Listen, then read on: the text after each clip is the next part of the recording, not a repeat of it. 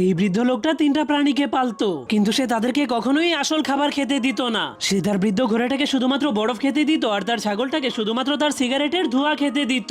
আর বেচারা শুকরটার অবস্থা অনেক বেশি খারাপ ছিল, কারণ তাকে শুধুমাত্র বৃদ্ধ লোকটার মাথার উকুন খেয়েই বেঁচে থাকতে হতো।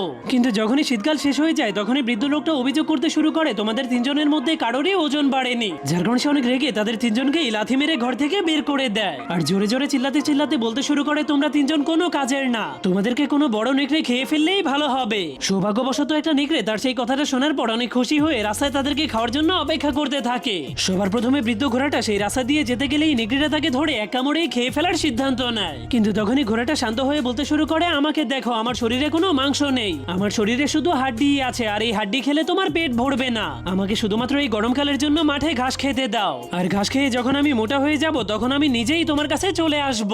তখন নেকড়েটা তার কথা বিশ্বাস করে সেই ঘোড়াটাকে সেখান থেকে চলে যেতে দেয়।